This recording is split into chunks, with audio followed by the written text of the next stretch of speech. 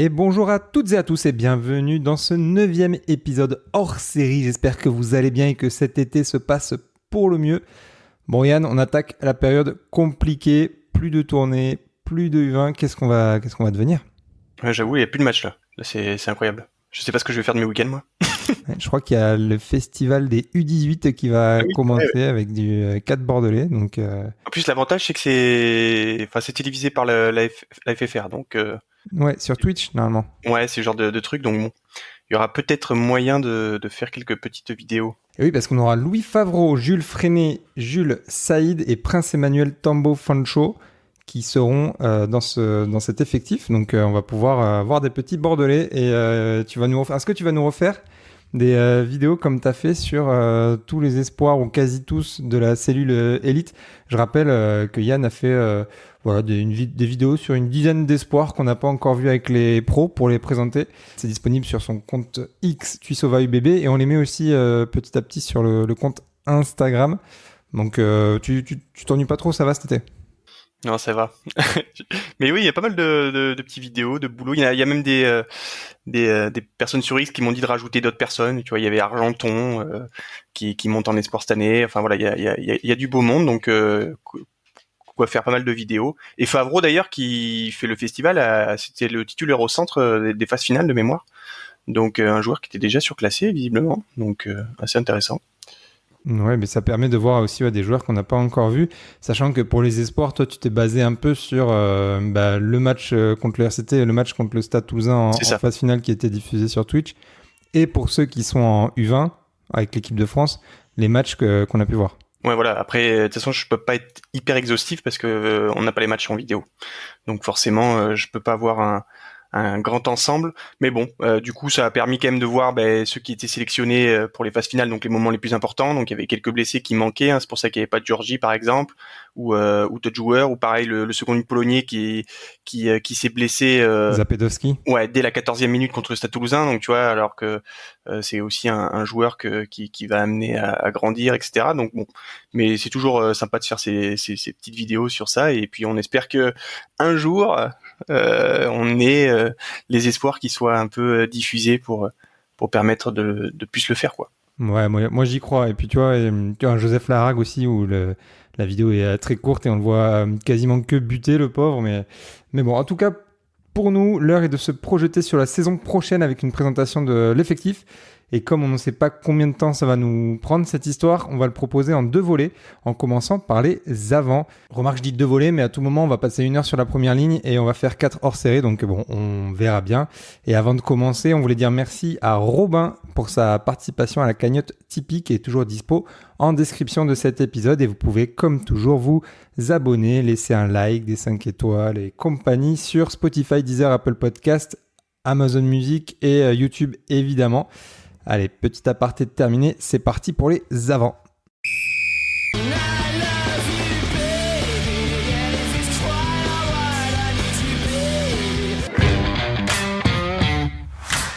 Et alors, pour l'effectif, on va faire poste par poste, en commençant par le numéro 1, les piliers gauche. Alors, si on récapitule, on a Jefferson Poirot qui a prolongé l'an passé, alors qu'il y avait des rumeurs de départ. Mathis Perchaud est toujours là, Hugo Boniface aussi. On a toujours Zinedine Awad aussi, qui était blessé, mais qui est avec les espoirs. Et on a Louis-Marie qui nous arrive de Dax.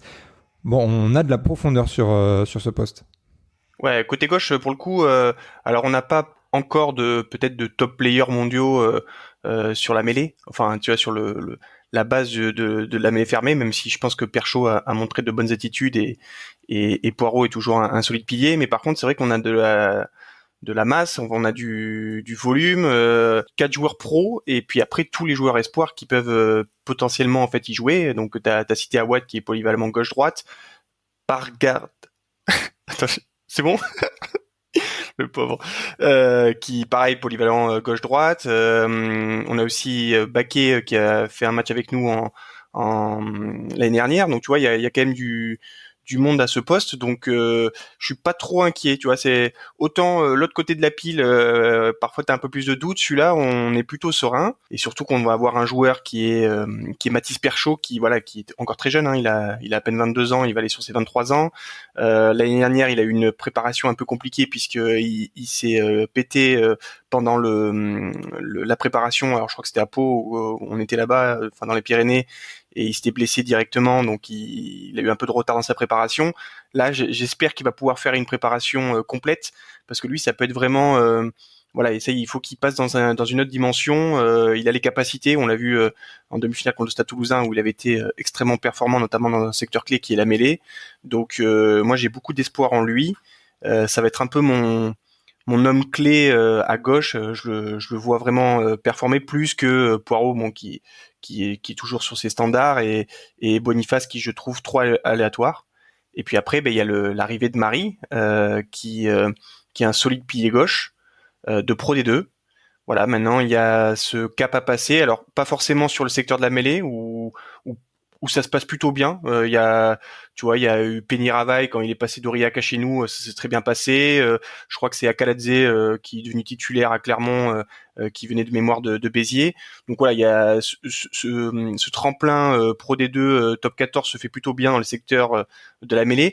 Par contre, forcément, c'est un pilier qui est peut-être moins dynamique, qui est quand même plus solide en mêlée. Voilà, il va falloir qu'il s'habitue au jeu de l'UBB, qui est quand même un jeu qui est extrêmement exigeant. On se rappelle de Sadi, qui a eu énormément de difficultés, parce que forcément, hein, lui c'est un pilier de barre, le pilier de la mêlée, mais par contre il était pas très mobile, et forcément avec Giroud, avec le système de Bru, etc. Nous on a besoin de mecs qui se déplacent, qui ruck, etc. Donc on va voir son adaptation, mais on a confiance. Oui, a priori, Louis-Marie, ce serait quand même un quatrième pilier gauche. Et est-ce que ce qu'on attend quand même cette saison, c'est vraiment que quelqu'un prenne la place de Jefferson Poirot en numéro 1? Ouais, c'est ça. Typiquement, t'as mentionné Perchaud, mais tu vois, Hugo Boniface qui a 27 ans, typiquement, lui, c'est plutôt à la mêlée qu'il faudrait qu'il progresse, parce qu'il est effectivement il est assez aléatoire, mais dans le jeu, que ce soit offensivement ou défensivement, il est plutôt bon, tu vois. Moi, j'aime bien son jeu, tu vois, après contact. C'est un très bon finisseur aussi, proche de l'embut, donc il a quand même des grosses qualités qu'il faudrait en fait réussir à mieux exploiter en comblant en fait ces grosses lacunes. Ouais, c'est ça. En fait, le problème de pilier, c'est que tu peux oublier un excellent match si tu te prends de pénalités en mêlée, quoi. Et en fait, c'est le problème, parce que tu as raison, hein. C'est un joueur qui est extrêmement technique, qui se déplace beaucoup, qui arrive à gagner ses duels, et comme tu dis, il a marqué beaucoup d'essais parce qu'il sent la ligne d'en but. Donc, c'est un excellent joueur de rugby. D'ailleurs, je pense que c'est pour ça qu'on l'a recruté, hein, parce qu'il fit bien avec notre système. Mais le problème, c'est que tu peux pas prendre autant de pénalités à ce niveau-là. En fait, tu peux trop subir, et ça peut trop porter préjudice. On s'en rappelle il y a 2 ans face aux Queens, ou même là contre le Stade Toulousain. C'est trop compliqué après. Et ça, il faut vraiment qu'il arrive à progresser, parce que il se fait trop facilement pénaliser. Et en plus, je pense que c'est parce qu'il veut trop en mettre. Tu vois, je pense qu'il pense trop qu'il est trop dominant, alors qu'il faudrait qu'il arrive à se stabiliser comme a pu le faire Jeff, parce que Jeff c'était exactement la même chose en fait.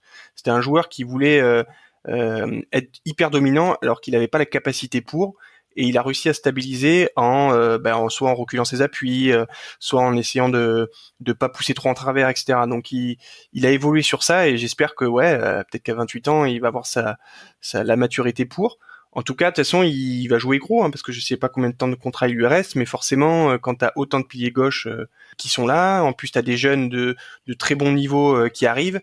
Voilà, il y a des saisons charnières comme celle-ci, où il faudra vraiment qu'il arrive à trouver de la constance en mêlée fermée, parce qu'après dans le jeu, comme tu l'as dit, je suis pas inquiet. Ouais, nos piliers ils sont sécurisés au moins pour la saison d'après, donc on n'a pas de fin de contrat avant 2027. Mais en tout cas, l'avantage sur ce poste-là par rapport à la saison dernière, c'est qu'on risque moins d'être en flux tendu. Jefferson Poirot notamment a joué quasiment l'intégralité des matchs. Boniface aussi a beaucoup joué. On a eu Mathis Perchaud qui s'est blessé pendant un moment, tu l'as dit, et à un moment on s'est retrouvé à devoir entre guillemets faire jouer les jeunes. Donc on a eu Zinedine Awad, mais qui s'est blessé en début 2025, et on a Florian Baquet aussi qui nous a aidé sur un match. Là, on devrait moins avoir ce souci-là avec, on l'espère en tout cas, une concurrence qui va être saine et surtout qui va pousser un peu ces trois-là vers la haute performance pour aller détrôner Poirot sur ce poste qui était la semaine dernière un peu indiscutable de numéro 1. Ouais, mais on espère parce que je pense que si on veut évoluer, il faudra forcément, Poirot ne doit pas être que le numéro 1, c'est pas possible, c'est un excellent joueur, hein, mais voilà, forcément l'âge qui arrive, il faut qu'on arrive à le challenger et à le remplacer. Pour l'instant, il n'y avait pas trop de débat, même si Matisse a essayé de s'intercaler. Le problème, c'est qu'il a été souvent blessé.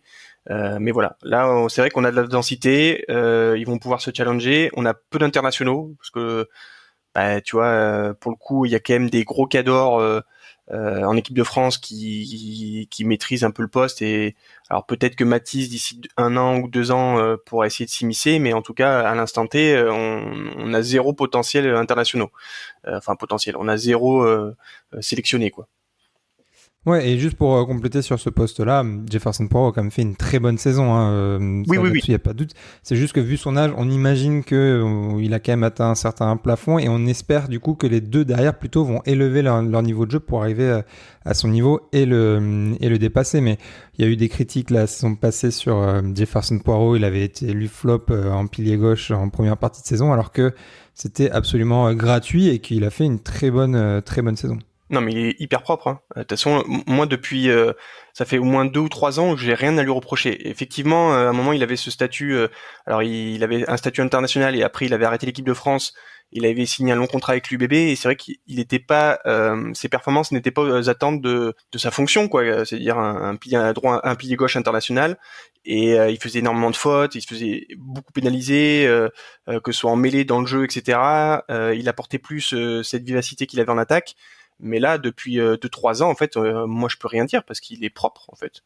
Et donc, heureusement qu'on l'a d'ailleurs, et heureusement qu'on l'avait l'année dernière, hein, parce que sinon, on aurait été en très grande difficulté. Ouais, en très grande difficulté. En tout cas, la saison prochaine, du coup, on a 4 pros, 4 grands, et on a Zinedine Awad et Florian Baquet qui vont toquer à la porte quand il y aura besoin sur le poste de pilier gauche. On passe au numéro 2, les talonneurs. Donc on a Maxime Lamotte et Conorsa qui restent à la maison. Et on a Romain Laterate qui lui fait ses valises vers Provence Rugby. Et on a Gaëtan Barlow surtout qui arrive de Castres, international français qui a même été capitaine pendant la tournée en Nouvelle-Zélande. Là on fait vraiment un step up par rapport à la saison passée. Ouais, clairement. Là, c'est un recrutement. On recrute un talon qui est du niveau. Enfin, c'est un niveau équivalent à Max Lamotte. Donc, c'est quand même une superbe recrue. En plus, enfin GIF, qui connaît bien le top 14. Pour parler un peu de Barlow, il a fait une très bonne tournée en Nouvelle-Zélande. Je trouve que ça fait partie des satisfactions de ces 3 matchs. Il a été plutôt constant, notamment quand il porte le ballon et aussi dans son agressivité défensive. Je trouve très fort là-dessus. Et puis après, c'est vrai qu'il arrive à casser un certain nombre de plaquages. Au lancer, en fait, alors c'est pas, il a pas un laser, voilà, il a pas une visée laser. Néanmoins, on s'est rendu compte quand même, enfin moi en faisant des vidéos, que c'était comme souvent, mais comme chez nous, extrêmement dépendant de tes lifters et de tes blocs sauts. Et quand il avait, alors au premier test, Oradou et après quand au deuxième test, Woki est rentré, j'ai trouvé que c'était vachement plus éclairé en fait la touche et donc du coup il a pu trouver des zones plus facilement et c'était plutôt propre. Donc effectivement c'est pas le meilleur lanceur, mais à l'instar d'un Max Lamotte, je pense que avec l'alignement qu'on va pouvoir proposer, notamment les joueurs qu'on a recrutés et un joueur qu'on a recruté, ça fera largement le taf comme avec Petit par exemple où on maîtrisait toutes nos touches quoi. Ouais, la saison passée, du coup, la hiérarchie, c'était 1, Maxime Lamotte, 2, Conorsa, 3, Romain Laterade, assez clairement. Malgré les progrès d'ailleurs de Conorsa tout au long de la saison et depuis maintenant plusieurs années. L'an prochain, on peut imaginer que Max Lamotte part du coup avec une longueur d'avance, mais que Gaëtan Barlow du coup arrive en 1 bis un peu, avec un niveau assez similaire. Et du coup, on est, en tout cas pour le début de saison, Conorsa en numéro 3. Ouais, mais en plus, ou numéro 2 si tu parles de 1 bis, quoi. Mais effectivement, je pense que c'est pas mal cette triplette parce que Connor va pouvoir continuer en fait sa progression parce que forcément, tu vas pouvoir faire de la rotation, tu sais, tous les 3 matchs. parce que vu que Connor a apporté satisfaction, notamment pendant tout le top 14, donc tu n'auras pas peur de mettre un Barlow titulaire, un Connor remplaçant, ou un Barlow remplaçant un Lamotte titulaire, ou un Lamotte Connor, enfin voilà. Tu vas pouvoir faire cette rotation suivant le nombre de matchs, et tu auras vraiment aucune inquiétude d'avoir ce numéro 3. Là, je trouve qu'on a trouvé une triplette qui va être extrêmement solide, et on aura moins d'inquiétude que alors après, Laterat, c'est parce qu'il jouait très très peu et que il s'est surtout trompé sur un match. Mais tu vois, je pense que quand même Connor apporte plus de certitude que Laterat, donc largement. Enfin, oui, il n'y a pas trop débat, hein, même si Laterat, comme tu dis, il n'a pas fait une mauvaise saison et qu'il était plutôt utile. Effectivement, il pâtit beaucoup de son match au Racing où ça avait été une catastrophe en touche. Mais sinon, il a été très correct. Par contre, il n'y a aucun rapport avec Connor, ça, je trouve. Et donc du coup là, c'est vrai que t'as raison, hein, tu augmentes vraiment significativement le niveau de ce poste, et tu vas pouvoir amener de la rotation, et même je pense, alors tu vois par exemple pour la finale, je pense que Bru peut-être hésitera moins à faire rentrer Barlow plus rapidement dans le match qu'il l'a eu avec Connor. Ouais, parce que Connor était rentré en toute fin de temps réglementaire. Ouais, tu vois, donc il est un peu comme Gray. Donc là, tu vois, je pense que ça peut aussi apporter une autre, enfin, tu vois, une solution supplémentaire dans le coaching pour les moments importants. Ouais, et puis avoir l'évolution dans la saison aussi, hein. Moi, j'aime bien la take de Clément Combe du Petit Bureau qui a dit que le numéro 1 au talon en fin de saison prochaine à l'UBB, ce sera Connor Sarr. Alors moi, j'irai pas jusque-là, mais je vois bien quelque chose du genre, ce sera peut-être pas Connor Sarr le troisième, ou peut-être que Connor Sarr sera deuxième dans la hiérarchie derrière Lamotte ou Barlow. Ouais, c'est pas impossible. Après, il faut pas oublier que Connor là, il a fait sa première vraie saison en fait en top 14. Ouais, c'est pour ça qu'il risque de progresser encore, hein. Donc, parce qu'avant, il était souvent embêté par les blessures. Enfin, l'année dernière, il y a 2 ans, il avait une grosse blessure. Après, son prêt, c'était pas bien passé à Carcassonne, etc. Donc ouais, là, il va entamer sa deuxième vraie saison de top 14 où il a fait pas mal de matchs l'année dernière. Donc ouais, effectivement, c'est un joueur de toute façon qui peut que progresser. Moi, j'ai envie qu'il porte plus le ballon. Il sait. Mais et d'ailleurs, il a un peu fait, hein. Mais oui, de toute façon, lui, il va grandir, hein. L'âge idéal pour les talons, hein, c'est toujours pareil, hein, c'est 28 ans. Donc, effectivement, ça existe. Les génies qui, à 22, 23 ans, sont extrêmement performants. Mais on arrive à la maturité du poste à partir de 28 ans, hein. Donc, c'est ce qu'a Gaëtan Barlow. Je pense que Max est encore un peu plus jeune. Mais voilà, c'est des joueurs qui sont beaucoup plus expérimentés que Connor, et Connor, voilà, il fait vraiment sa première saison en pro avec autant de matchs. Donc c'est intéressant à suivre. Et il peut que progresser et vraiment devenir bon parce qu'il a des qualités physiques hors normes. Et derrière, si jamais il y a pénurie, on a Christian Everett, c'est ça, le Sudaf, qui est peut-être encore un peu tendre en espoir. Ouais. Mais c'est à peu près tout. Qui on a d'autre? C'est tout parce que alors je dirais pas de bêtises, mais je pense pas que Chauvin soit toujours là. Qui était le talon titulaire des phases finales. Donc et après c'est des très jeunes. Il y en a qui montent. Léo Chauvin est parti à Nice. Ouais, ok, voilà. Et je crois que tu as cité un qui vient de monter, qui est en U17 ou 18 là. Alors Oui, après c'est des. Je vais encore écorcher son nom. Malinowski, un truc. Ouais, tu vois, c'est en 2008, donc Voilà. ça fait très tendre quand même là. Il a 16-17 ans, quoi. Donc ouais, donc ce serait Everett qui pour moi, alors il a une belle activité, mais je pense qu'il est encore un peu juste, notamment sur les fondamentaux. Je l'ai trouvé pas super serein sur les touches. Sur les lancers, c'était un peu, ça envoyait un peu des parpaings. Moi, après, j'ai vu que des bouts de match parce qu'il n'était pas le titulaire. Ils ont préféré Chauvin, plus expérimenté, peut-être plus solide sur les fondamentaux.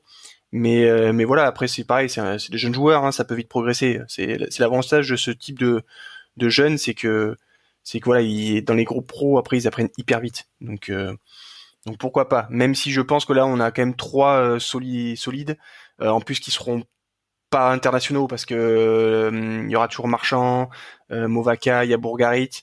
Donc bon, pas impossible que même Barlow soit appelé au groupe France ou Max, mais pas forcément titulaire. Donc il y aura 3 joueurs non internationaux pareil à ce poste. Là, je pense que on va garder à peu près les mêmes toute la saison, sauf blessure bien sûr. On continue avec les piliers droits, les numéros 3. Donc on a toujours Ben Tamifuna, Carlou Sadi et Sipili Falatea qui sont là avec les départs cet été de Tomakino Taufa et Zachary Afan en prêt au CA Brive.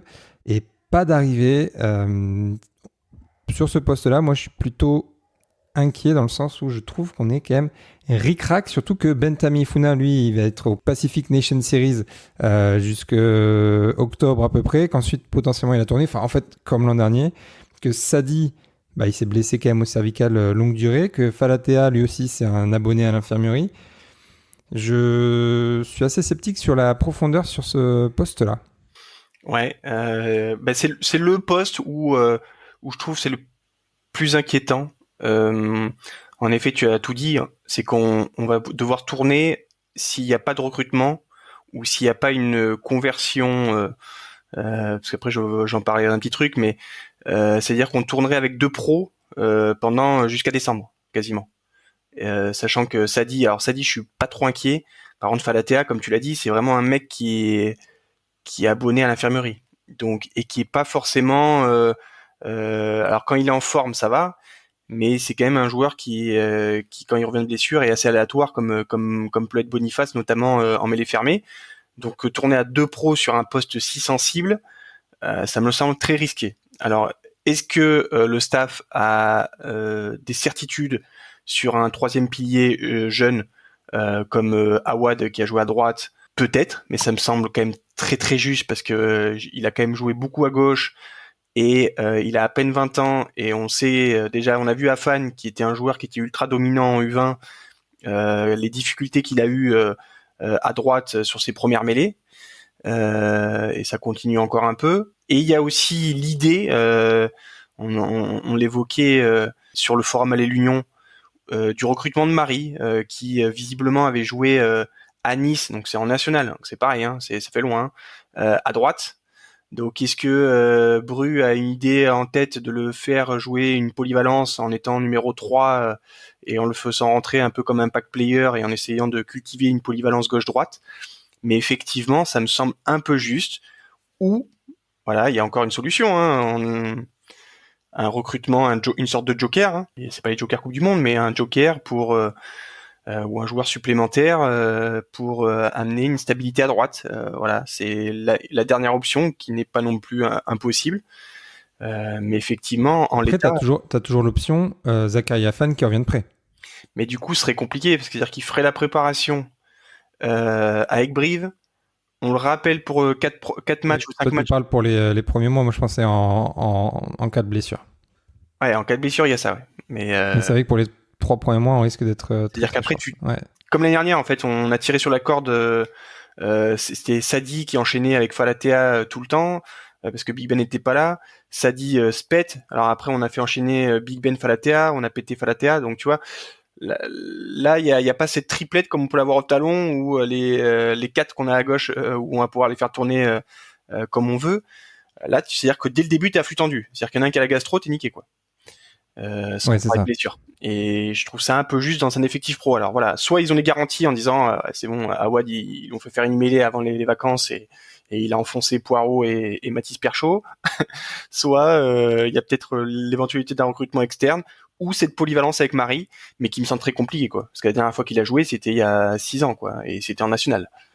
Ouais, et côté sport, t'as un Lenny Alifanetti qui a fait des plutôt bons matchs avec les U20, mais est-ce qu'il est prêt pour même des bouts de match, même des quarts d'heure ou des 20 minutes sur certains matchs? Bah, je pense qu'il est encore moins prêt qu'Awad quoi. À droite, ok. Ouais. Ah bah, Awad, au moins à droite, il a apporté des garanties en U20 très très fortes. Lenny, il a été costaud, mais on a vu que contre des piliers expérimentés, notamment en Nouvelle-Zélande où il était un peu plus âgé que lui, il a pas réussi à contrer en fait alors je veux dire la filouterie du pilier gauche, voilà, parce que c'est encore un très jeune pilier qui n'a pas encore toutes les bonnes attitudes. Donc à mon avis, tu tombes contre un vrai gaucher du top 14, tu peux vraiment souffrir. Surtout qu'en plus, c'est des joueurs qui ont des grands gabarits, donc il faut vraiment qu'ils arrivent à appréhender leur corps pour bien se placer en mêlée. Awad est plus à l'aise avec ça, notamment en U20, il a permuté à gauche à droite, il avait été très performant. Mais pareil, lui, face à des mêlées professionnelles, c'est très très très compliqué. Donc je sais pas ce qu'il en est. Est-ce que peut-être le président nous réserve une petite surprise Mais après, c'est toujours pareil, c'est-à-dire que il faut que ça puisse rentrer dans le salary cap. Tu le fais venir combien de temps? 1 an, 6 mois? Enfin, tu vois, Ouais. c'est Bah, c'est compliqué. Moi, j'aurais bien aimé, tu vois, juste garder un Taufa. Le problème de Taufa, c'est qu'il est non-gif. aussi. Et que ça te prend une place un peu pour rien, quoi. Si c'est pour jouer un quart d'heure tous les 5 matchs, bon. Ouais, c'est ça, mais au moins tu l'as, quoi. Ouais, mais du coup, ça veut dire que tu peux pas faire jouer d'autres joueurs, notamment des espoirs potentiellement. Donc c'est embêtant. Non, mais clairement. Là, c'est vraiment le poste où je pense qu'on va être éclairé à la reprise, quoi. Ouais, parce que de toute façon, au bout de 3-4 matchs, faudra qu'il y ait au moins soit Sadi, soit Falatea qui tournent. Bah oui, forcément, ouais. Ils vont pas pouvoir jouer tous les matchs. Non. Surtout que ça dit, voilà, et ça fait quand même 6 mois ou 7 mois qu'il a pas joué, donc là il est déjà en train de se réathlétiser. Il a repris déjà l'entraînement, enfin il va être prêt pour la préparation. Donc voilà, c'est un joueur qu'il va falloir quand même préserver parce que c'est pour le coup c'est lui que j'attends le plus parce que je pense que c'est un des joueurs qui nous a énormément manqué, que ce soit notamment pour la finale, parce que c'est un joueur qui est quand même extrêmement performant dans des secteurs clés comme la mêlée, et en plus ça peut permettre à Big Ben d'être un pack player. Et là, un Big Ben qui rentre à la 60e, c'est quelque chose de terrible. Donc du coup, j'aimerais bien qu'on arrive à avoir cette physionomie, enfin cette composition pour les phases finales. Et le problème, c'est que si tu tires trop sur les mecs, ben voilà, c'est compliqué. Après, peut-être que la surprise de Laurent Marty, c'est qu'en fait, c'était du bluff sur Tevita Tatafou et qu'en fait, il vient bien à l'UBB et reste pas à l'Aviron. T'imagines? T'es vita, quoi. Après, lui aussi, il est blessé très souvent, donc Ouais, lui, il a eu du mal cette année. Bah, après, je pense que la non-venue, la prolongation de contrat, je pense que ça a été un peu compliqué. Il a été un peu tiraillé. Je pense que mentalement, il était pas trop présent. Et puis après, il a eu ce stage en équipe de France. Et puis après, il a fait que se blesser.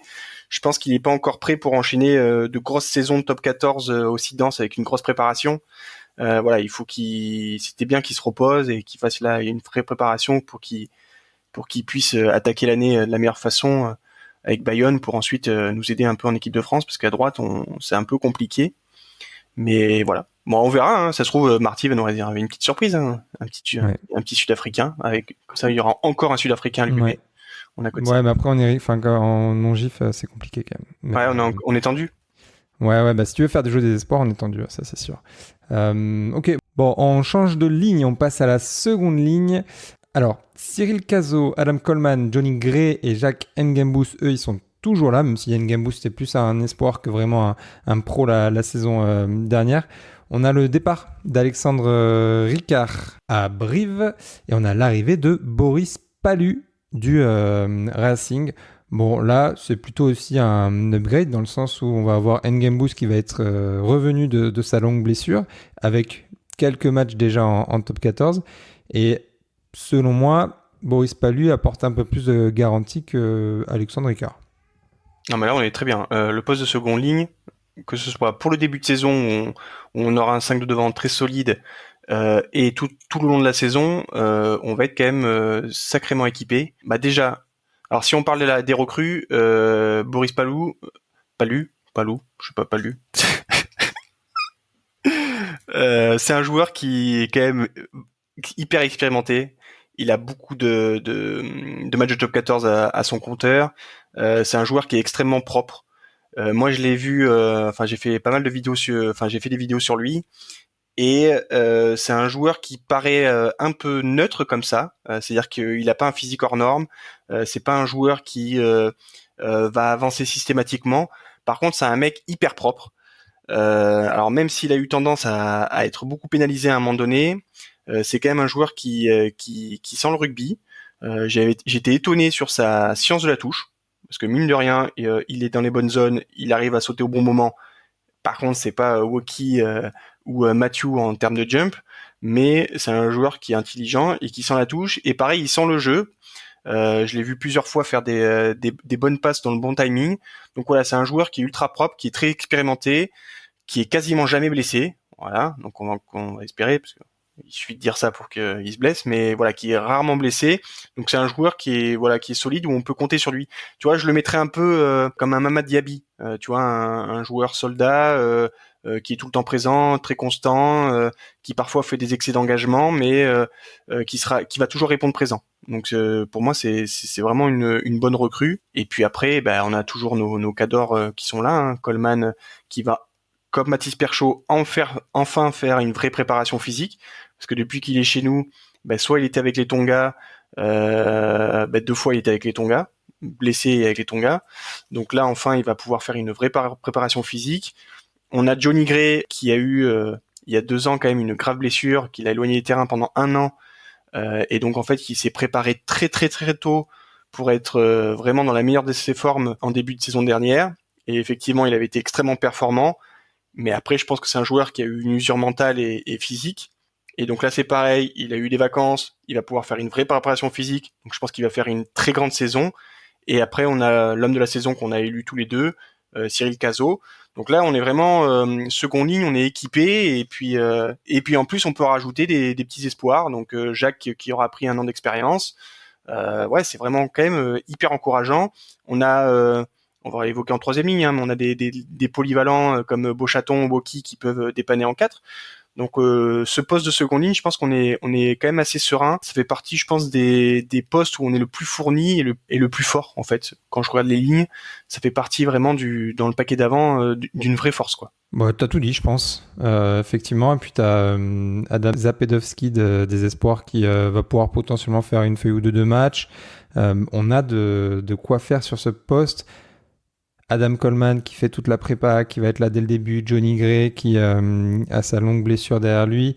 Ngembous pareil. Bon, là-dessus, c'est assez clair. On garde Caso Coleman en doublette. Et puis derrière, t'as du Gray, Ngembous et Palu qui vont alterner.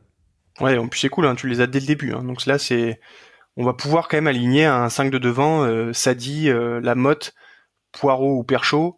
Du Caso Coleman et se donner le luxe d'avoir sur le banc soit Gray, soit Palu. Donc tu vois, tu peux quand même avoir un 5 de devant, sachant qu'on aura pas mal de gazelles derrière, très performante dès le début de la saison. Donc c'est plutôt performant. Et tu l'as dit, les recrues en troisième ligne, elles sont polyvalentes. Alors on va passer du coup directement sur cette troisième ligne. Les recrues donc, Cameron Woki et Jean-Luc Duprez, les deux peuvent jouer potentiellement deuxième ligne. Alors Woki a plus l'habitude que Duprez, mais ils ont tous les deux joué en deuxième ligne. Par contre, côté départ, on a du monde. Mamadou Diaby, Pete Samu, Tevita Tatafou, Guido Petit. Alors Petit, c'est au Harlequins. Tatafou, c'est à Tokyo Sun Goliath, il retourne dans son club. Pete Samu, c'est au Waratahs en Australie. Et Mamadou Diaby à l'USAP. Donc là, on perd quand même des gros cadres. Enfin, tu perds ta troisième ligne type de Champions Cup. Il faut savoir quand même qu'on a Lachlan Swington, Bastien Vergne, Taillefer, Marco Gazzotti, Pierre Beauchaton, Temo Mathieu, Tian Jacobs et Romain Gardra qui restent. Donc ça, c'est une très bonne nouvelle. Les deux derniers sont quand même plus avec les espoirs, mais on risque quand même de les voir, même si côté espoir, il y a encore du monde qui toque à la porte. Mais grosso modo, on perd des cadres, 4. On récupère 2 joueurs très confirmés. Ça veut dire que tu as 2 joueurs qui manquent, mais ça, on risque de piocher quand même pas mal chez les espoirs. Ouais, c'est l'avantage. C'est que, alors si je parle des recrues, effectivement, alors Duprez quand même a énormément joué 4. Hein. Ses premières saisons chez les Sale, c'est lui qui était titulaire en 4 et c'était Dan, son frère, qui était 8. Et après, il a basculé en 6 et c'est que ces dernières saisons où il a été vraiment un 8 exclusif et où il a été sélectionné avec les box. Donc il va faire le Rugby Championships. Donc ça montre un peu la force du garçon, hein, parce que des troisième lignes costauds en Afrique du Sud, il y en a quand même une pelletée. Donc ouais, lui c'est vraiment un joueur qui va nous apporter, parce alors effectivement c'est pas le style de Samu ni de Tatafou, qui sont plutôt des joueurs. Alors Samu est un joueur qui a amené énormément de vitesse, qui était un joueur, un relayeur, qui multipliait les courses, etc. Tatafou, plus un joueur qui va porter les ballons, gagner des mètres avec des pénétrations en cassant des plaquages. Lui, on est plutôt sur un style un peu comme Coleman, c'est-à-dire que ça va être un joueur qui est dur mal, qui met énormément de cartouches, et forcément en fait c'est une réflexion du staff et aussi du président, mais comme on l'avait dit un peu dans le bilan de fin de saison, on a identifié quand même certaines zones faibles, notamment autour des rucks et dans le jeu à une passe, où on se faisait un peu manger dans la densité par des équipes comme La Rochelle ou Toulouse.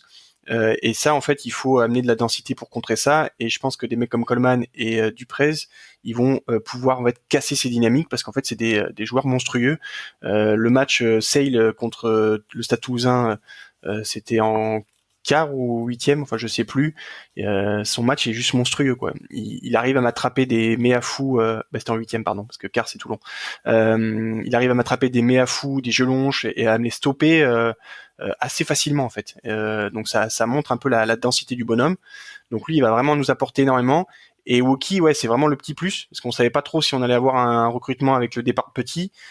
Et ben lui, il va répondre un peu toutes nos questions, notamment nos interrogations sur la touche, parce que c'est un vrai scientifique de la touche où il a des qualités qui sont hors normes dans ce secteur, que ce soit en contre ou en offensif. Donc moi j'ai hâte de revoir Cameron parce que je l'ai trouvé plutôt en jambes, même s'il a pas trop joué contre la Nouvelle-Zélande.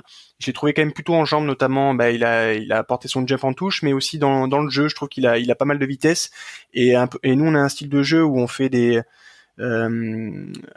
en fait, la répartition des gros, c'est généralement un 1-3-3-1. Ouais, c'est bon, le compte est bon. Et du coup, en fait, on laisse toujours des gros en fait dans les ailes. Donc parfois, c'était beau chaton. Et là, je pense que de laisser des mecs comme Cameron Woki qui ont énormément de pattes, ça peut être très intéressant. Voilà, c'est une petite stratégie. Voilà, si Yannick, tu nous écoutes. Pour compléter sur les recrues, effectivement, Woki complète parfaitement le profil de Guido Petit qui s'en va. Donc ça c'est parfait. Et moi j'avais trouvé bon quand il a joué contre nous au Racing. Notamment il avait embêté la Terrade sur ses touches. Ouais. Le problème de Jean-Luc Duprez, c'est qu'il est sélectionné avec les Sudaf et qu'il va manquer une bonne partie du début de saison. On risque de pas le voir avant octobre-novembre. Ouais, un peu comme Big Ben. Même décembre, hein, parce que s'il est sélectionné en novembre avec les Box, c'est possible qu'on le voit peut-être un ou deux matchs avant la tournée et puis après pour la Champions Cup quoi. Alors je pense que c'était pas prévu initialement à mon avis qu'il soit sélectionné dans la tête de Marty et de la cellule de recrutement. Néanmoins ça montre la qualité du bonhomme et c'est ce genre de joueur où moi je m'en fiche qu'il soit là toute la saison. Je veux qu'il soit là pour les matchs importants, donc je veux qu'il soit là en mars et en forme en mars. Un peu comme un Coleman l'an dernier, quoi. Exactement. Par contre, c'est vrai qu'il va falloir que des mecs compensent. Et ça, je compte beaucoup sur des mecs qui vont prendre un an comme Gazzotti. Je pense que là, il va prendre encore plus de place. Il a déjà fait une saison, moi, je trouve, qui était très bonne. Et là, il va devoir encore grandir, donc c'est cool. On a Beauchaton aussi qui pareil, qui est un joueur qui rentre un peu dans une autre dimension, donc lui c'est pareil, il va falloir qu'il évolue encore et il va pouvoir le faire. Thémo Mathieu qui va faire sa deuxième année en top 14. Voilà, il y a plein de joueurs comme ça où on a envie de les voir et puis après comme tu dis, il y a les espoirs. L'avantage qu'on a, c'est que maintenant avant les espoirs, il y a Swinton qui vient de Swinton aussi, de longue blessure, Bastien Verntaiffer qui a fait sa première cape avec les Bleus. C'est au complet, on a du monde. Ouais, c'est une troisième ligne qui s'est extrêmement rajeunie. Le plus vieux joueur de notre troisième ligne, il a 28 ans. C'est Swinton et Verntaiffer. Les deux ont 28 ans. Et derrière, après, c'est Beauchaton à 24 ans. C'est extrêmement jeune et il y a du développement à faire sur cette ligne. Il y a Duprez aussi qui doit avoir 29 ans, je pense. Ça va être lui le plus vieux, si ça se trouve. Mais bon, ouais, tu vois, t'as raison, hein, c'est extrêmement jeune. Hein. Ça va être les plus expérimentés, ça va être eux, quoi. Effectivement, Jean-Luc Duprez, il a 29 ans. Donc effectivement, on n'a pas un joueur qui a plus de 30 ans, parce que Kamonoki est aussi encore assez jeune, hein, il a 26-27 ans. Ah ouais, c'est ça, non, on a plein de bébés, mais des bébés qui ont quand même une expérience qui commence à être très importante, et notamment des joueurs qui arrivent à passer tu vois, Beauchaton, ses matchs en Nouvelle-Zélande, c'était juste incroyable, hein, et je crois que le dernier match, en une mi-temps, il a fait 17 plaquages. Donc voilà, c'est des joueurs comme ça qui changent, qui vont potentiellement changer de dimension.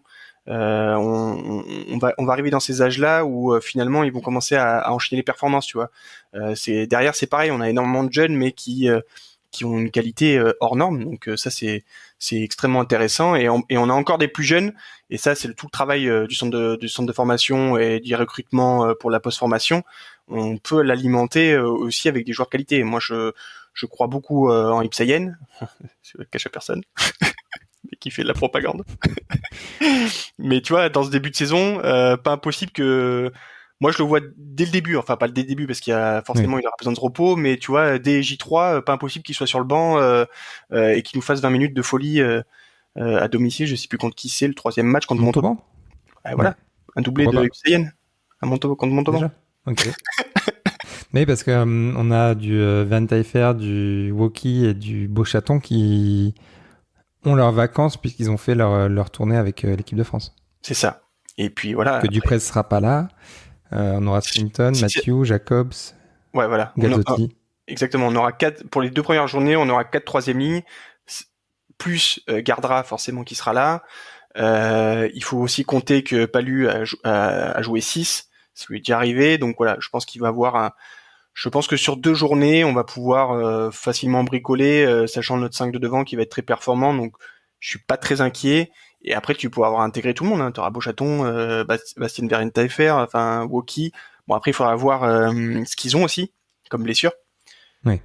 Forcément, parce que ça, on n'a pas de nouvelles. Et en équipe de France, quand on n'a pas de nouvelles, c'est un peu pénible parce que une béquille s'est transformée en une déchirure de 10 semaines, quoi.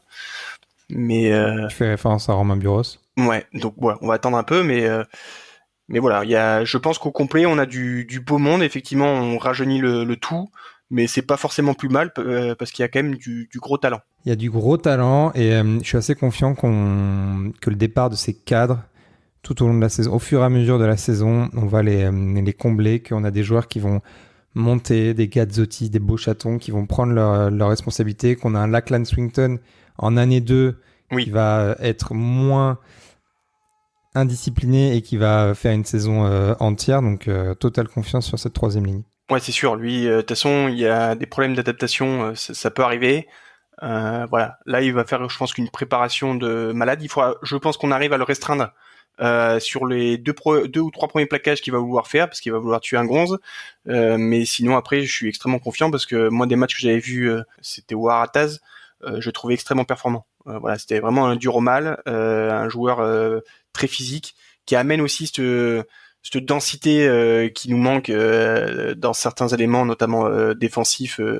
Bon, on l'a déjà dit avec les zones 1 et 2, mais donc ouais, j'attends beaucoup de lui et en plus l'avantage qu'il va avoir la chance de débuter dès le début. Voilà, ça va être le titulaire, je pense en 6 en début de saison. Je vois bien une troisième ligne, Swinton, Gazzotti, Matthew, qui est très complémentaire et qui peut vraiment faire pas mal de dégâts. Voilà pour le paquet d'avant, l'effectif complet avec les départs, les arrivées, les attentes, les enjeux pour cette saison prochaine. N'hésitez pas à nous dire en commentaire sur Instagram ou sur X votre avis sur ce paquet. Je sais qu'il y a pas mal d'inquiets sur le poste de pilier droit et même en troisième ligne.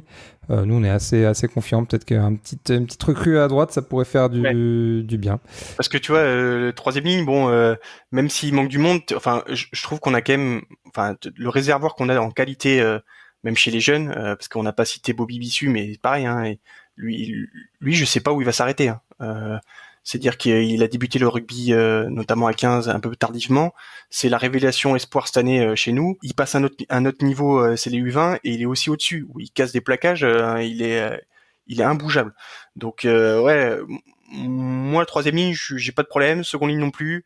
Gauche talon, ça me va. Et effectivement, droite, il faut qu'on fasse une saison parfaite sans blessure, quoi, si on reste en l'état. Ou sinon que Awad explose et devient le futur pilier droit, quoi. C'est pas impossible, hein. Ah, on va espérer, mais bon, On espère. Ça arrive pas souvent, hein, 20 ans. Non, c'est sûr. Bon, voilà en tout cas pour ce petit hors-série, le numéro 9. On vous donne rendez-vous du coup assez vite pour faire la suite de cet effectif avec les 3 quarts. Merci beaucoup, mon Yannou. Merci, mon Cyril. Allez, à très vite et profitez bien de votre été. Des bisous. Ciao tout le monde.